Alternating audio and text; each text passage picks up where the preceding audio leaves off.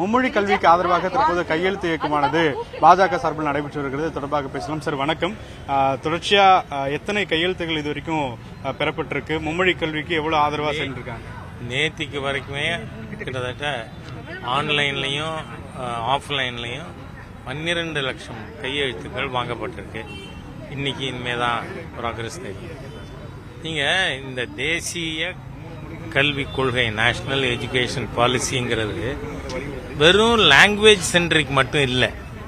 இந்த Dravidian stock இதை language சென்ட்ரிக்காக கொண்டு வர முயற்சித்தார்கள். ஆனால் இவங்க 65, 67 நினைச்சாங்கன்னா 65, 67 அஜிடேஷன் பார்த்தவன். ஆகவே அந்த மாதிரியா ஒரு மக்கள் மத்தியில் ஒரு ஃப்ரென்சி இவங்க கிரியேட் பண்ண முடியலை.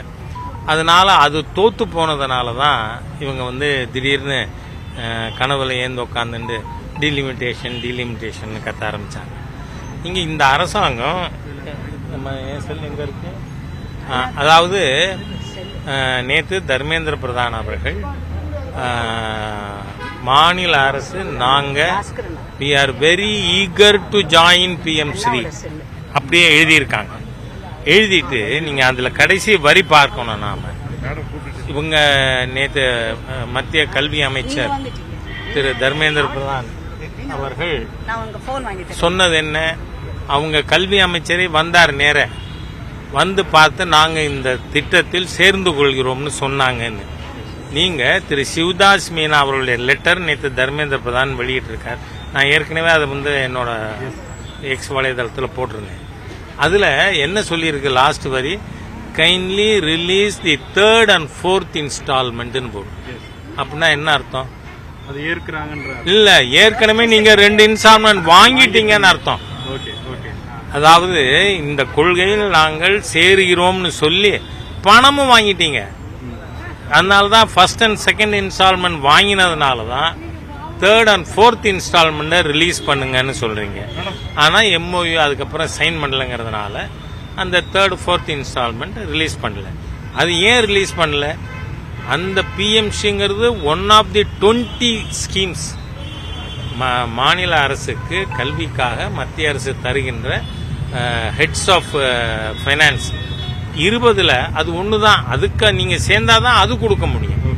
ஆனா அது சேராமலே மத்திய அரசாங்கம் இன்னும் எங்களுக்கு நிதி எதையுமே கொடுக்கலங்கிற மாதிரியா பேசுறாங்க.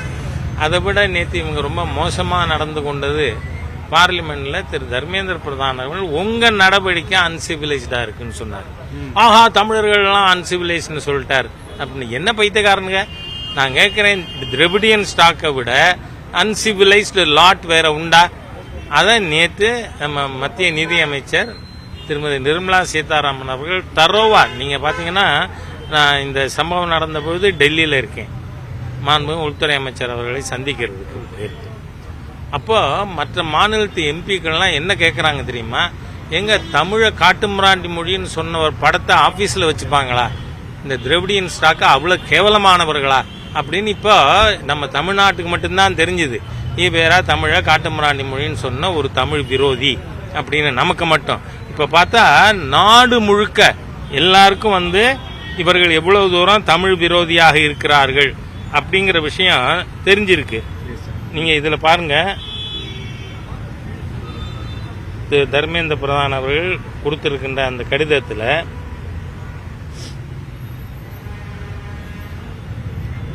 திரு சிவதாஸ் மீனா எழுதுறாரு, இட் இஸ் முதல் நீங்க இந்த வரியே முக்கியம். With reference to your letter dated 23/2/2024, I would like to inform that the state of Tamil Nadu is very keen to sign the MOU for establishing the PM Shri schools in the state. அதுக்கு அடுத்து அவர் என்ன எழுதுறாரு, it is requested to kindly release 3rd and 4th installment for the financial year 23-24. அப்படின்னா என்ன அர்த்தம்? But ஆனா அதுல அந்த ரெக்கமெண்டட் ஃபார் கமிட்டி அதெல்லாம் ஒரு ப்ரொசீஜர் தான். அவங்களும் சொல்றது அறிவற்ற பேச்சு. ஏன்னா அது இட் இஸ் அ ஃபார்மாலிட்டி. இல்ல ஆனா அதத்தானே நீங்க இல்ல கல்வித்துறை இல்ல we are very eager to join சொன்னா என்ன அர்த்தம்? இல்ல ஆனா அந்த கமிட்டி என்ன முடிவெடுக்குதோ அதை நாங்க திராவிடியன் உருட்டு. ஏன்னா நீங்க முன்னாடி பணம் வாங்கிட்டீங்களே, அட கை நீட்டி ஒரு ஸ்கீமுக்கான பணம் வாங்கினதுக்கு அப்புறம் how can you go back? இப்போ ஏற்கனவே பணம் கொடுக்க முடியும்னா இப்போ ஏன் கொடுக்க முடியாது சார்? இல்லைங்க, அவர் ஒத்துண்டார் பணம் ரிலீஸ் பண்ணிட்டு என்ன ஆன் தி கண்டிஷன். ஆமா, அது பார்லிமெண்ட்ல சொல்லியிருக்கார் திரு தர்மேந்திர பிரதான். அவங்க கல்வி அமைச்சரே என்ன வந்து பார்த்தார், சம்மதம் தெரிவித்தார் அப்படின்னு. அப்ப சம்மதம் தெரிவிச்சதுனால நீங்க எம்ஓஐ சைன் பண்ணுவீங்கன்னு நம்பி 2 இன்ஸ்டால்மெண்ட் ரிலீஸ் பண்ணிடணும் ஃபார் இயர் 22-23. அதை ரிலீஸ் பண்ண பிறகும் நீங்க 23-24ல மோசடியா அதுல சைன் பண்ணல. அதுவே மோசடி தானே, சீட்டிங். ஒரு central government state government cheat பண்ற மாதிரி அது. அதனால நீங்க சைன் பண்ணல, அதனால இட் இஸ் வித்ஹெல்ட். அதனால நீங்க வாய் அஷூரன்ஸ் தரீங்க. ஒரு மினிஸ்டரே வந்து வாய்மொழியா அஷூர் பண்றார். மத்திய சர்க்கார் நம்பி பணத்தை ரிலீஸ் பண்ணுது. அதுக்கப்புறம் நீங்க அந்த ஸ்கீம்ல சேரல, அதனால அந்த ஸ்கீமுக்கான பணம் தான் கொடுக்கல. மீதி 19 ஹெட்ஸ்ல கொடுத்துருக்கோம். உங்களுக்கு ஒரு உதாரணம் சொல்றேன்னா, கம்ப்யூட்டர் எஜுகேஷனுக்காக 1058 கோடி கொடுத்துருக்கு. அதுல என்ன கண்டிஷன்ஸ், நீங்க எல்லாத்தையும் வாயில போட்டுட்டீங்க. நான் மகேஷ் பொய்யாமொழிய ஐ சார்ஜ் ஹிம் ஆஃப் கரப்ஷன். ஏன்னா நீங்க வந்து ஒவ்வொரு பள்ளிக்கூடத்திலையும் இந்த கம்ப்யூட்டர் எஜுகேஷனுக்கு ஒரு குவாலிஃபைடு கம்ப்யூட்டர் கிராஜுவேட்டை அப்பாயிண்ட் பண்ணணும். எங்க பண்ணியிருக்கீங்க? எல்லா பள்ளிகள்லையும் டேட்டா என்ட்ரி ஆப்ரேட்டர் தான் குழந்தைகளுக்கு பாடம் சொல்லி கொடுக்க போறாரு. நீங்க நம்ம சிவகங்கை மாவட்டத்தில் பொய்யாவயல்ங்கிற ஊர்ல அதை ஆன் பண்ண போன சிஸ்டத்தை ஆன் பண்ண போன பையன் ஷாக் அடிச்சு செத்து போயிட்டான். நான் நேர போயிருந்தேன். ஆக நீங்க பாத்தீங்கன்னா எந்த அளவுக்கு நான் அது என்ன இது நம்ம விசாரிச்சா எர்த்து கூட கொடுக்கல. நீங்க கம்ப்யூட்டர் லேபை எவ்வளவு ஒரு கேவலமா இந்த அரசாங்கம் மகேஷ் பொய்யாமொழி நிர்வாகம் ஹேண்டில் பண்ணியிருக்கு. அதனால ஒரு மாணவன் எடுத்து போயிட்டான். மகேஷ் பொய்யாமொழியினுடைய கிரிமினல் நெக்லிஜென்ஸ். அதனால சரி, அந்த ஸ்கீம் படிக்கு வந்து கம்ப்யூட்டர் எஜுகேஷனுக்கு ஒரு புக்கு போடணும்னு இருக்கு. போட்டிருக்கீங்களா தமிழ்நாடு சர்க்கார்? அறிவியல் புஸ்தகத்தில் கடைசி 3 பேஜ் தாங்க. அப்படின்னா அதுக்கு கொடுத்த கோடிக்கணக்கான பணம் என்னாச்சு? ஆசிரியர் போடல, அதுக்கான புக்கு பப்ளிஷ் பண்ணல. அப்படின்னா என்ன பண்றீங்க? ஆகவே நீங்க வந்து அரசாங்கம் கொடுக்கற பணத்தை எல்லாம், ஏன்னா இன்னைக்கு இன்னும் பாத்தீங்கன்னா விவசாயிக்கு ப்ரொக்யூர்மெண்ட் சென்டர்ல கொடுக்கற பணம் 300 கோடி திருடி சாப்பிட்டு இந்த திரவிடியன் ஸ்டாக். அதனால நீங்க அது தவிர 2 லட்சம் கோடி இருக்கே, இந்த 300 சொல்றீங்களே நீங்க கேக்குறீங்க, எனக்கு புரியுது. ஏன்னா இப்ப டாஸ்மாக் எல்லாம் எங்க கவர்மெண்டோட டிபார்ட்மெண்ட் ஹெட் ஆபீஸ் ரைடு ஆகுமா? இடி ரைடு இங்கதான். எல்லா கேவலமும் திரவிடியன் ஸ்டாக் அரசாங்கத்தில். அதனால நாங்க உங்களுக்கு எதிராக போராடினால் மோசமா போகும் சூழ்நிலை. இந்த எஜுகேஷன் இஷ்யூ மாதிரி நீங்க இன்னும் கிளப்பி பார்த்தீங்க, நடக்கல. மக்கள் லட்சக்கணக்கில் வந்து கைது போடுறாங்க. அது மாதிரி அதோடு இல்லை, நான் காவல்துறைக்கும் அரசு நிர்வாகத்துக்கும் ஒரு விஷயம் சொல்றேன். தர்மேந்திர பிரதான் அவர்கள் இதை கொடும்பாவி கொளுத்தலாம்னா சிஎம் கொடும்பாவி ஏன் கொளுத்தப்படாது?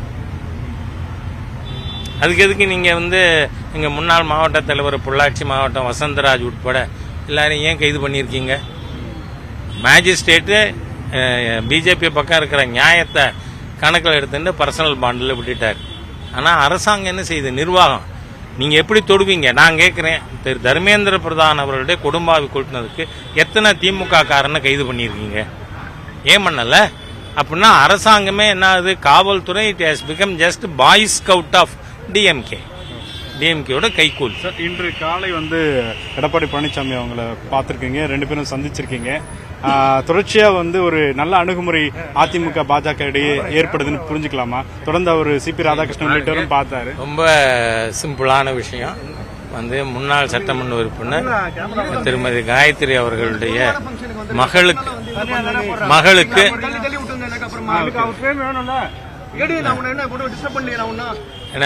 அவ மகளுடைய திருமணத்துக்கு போயிருந்தோம்.